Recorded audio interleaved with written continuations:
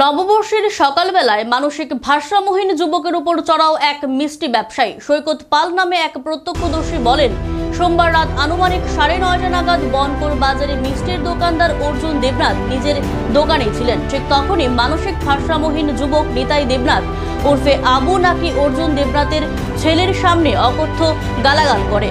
পরক্ষণে অর্জুন দেবনাথ দোকান থেকে বেরিয়ে মানসিক ভারসাম্যহীন যুবক আবুকে মারধর করে এবং সে যুবক প্রাণ বাঁচাতে দৌড় দিলে অর্জুন দেবনাথ পেছনে দৌড়াতে থাকে। এর ফলে মানসিক ভারসাম্যহীন ব্যক্তি একটি অটোর সাথে গিয়ে ধাক্কা লাগে। সঙ্গে সঙ্গে অটো রিকশার সামনের আয়না ভেঙে চুরমার হয়ে যায়।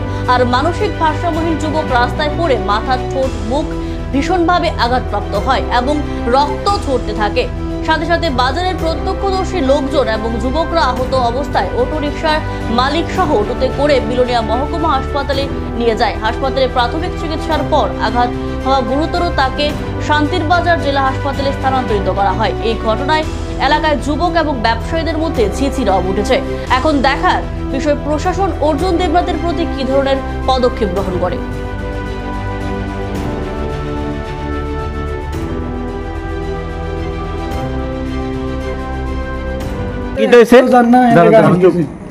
আমি 4252 অটোর মালিক প্লাস ড্রাইভার।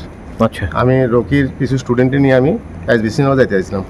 বনকর ব্রিজটা পাস হওয়ার লগে লগে অর্জুন কি নাম অর্জুন টাইটেলটা কি দেবনাথ, অর্জুন দেবনাথ একটা লোকের দৌড়ানে দিছে। সে পাগল, পরে দিয়ে শুনছি সে পাগল। সে অটোর মধ্যে এমন ধরে বাড়ি খেয়েছে, আমার অটো গ্লাসটা সব ভাঙিয়ে আনাইছে। মানে দৌড়ায় ফালাইতে গিয়ে আপনার অটোতে বাড়ি খেয়েছে? হ্যাঁ। আচ্ছা, ঠিক আছে। হ্যাঁ, এবং অর্জুন দেবনাথ তার আগে দিয়া ওরে লাথি মারছে, মানে থাপ্পড়টা পরে মারছে। ওইটা আপনি দেখছেন? আমি দেখি নাই, প্রত্যেক লোক যেগুলি আসলো তারা সাক্ষী, মানে তারা কইছে তখন এখানে। আচ্ছা, তারপরে আমি সেই যখন পড়ে গেছে, পরে নাকে দিয়া রক্ত বাড়িছে, মাথার পিছন দিয়ে মনে রক্ত বাড়িছে। আমি ঠিক দেখি না মাথার পিছনে রক্ত বাড়িছে কিনা। সঙ্গে সঙ্গে ওনারে নিয়ে আমি আবার হাসপাতালে নিয়ে আসি। তাইলে যে ইনজুরিটা হয়েছে এটা কি আপনার অটোতে হয়েছে না? আমার অটোতে হয়েছে। তাইলে মানে আগে আঘাতপ্রাপ্ত ছিল না? আগে আঘাতপ্রাপ্ত মারধর করছে কি অতটুকু হয়েছে আমি দেখিনি। আমি অন দ্য স্পটে তখন আসিলাম না, কিন্তু আমার অটোতে বাড়ি খাওয়ার পরে সে নিজেই পড়ে গেছে। আমি অটো অলরেডি সেখানে স্টপ করে দিছি। তাহলে একটা কথা যদি হিসাব হয়, তাহলে সে আগে মারধর করছে, মার খাইছে, এরপরে ফালাইতে গিয়ে আপনার গাড়িতে বাড়ি গেছে। তারপর ইনজুরি বিলোনিয়া হাসপাতালে আনছেন? আমি নিজে নিয়ে আইছি। আপনি আনছেন? আমি নিজে নিয়ে আইছি। আপনি কোনখান থেকে আইতাছিলেন? আমি এখান থেকে যাইতেছি মজমি স্কুলের সামনে থেকে।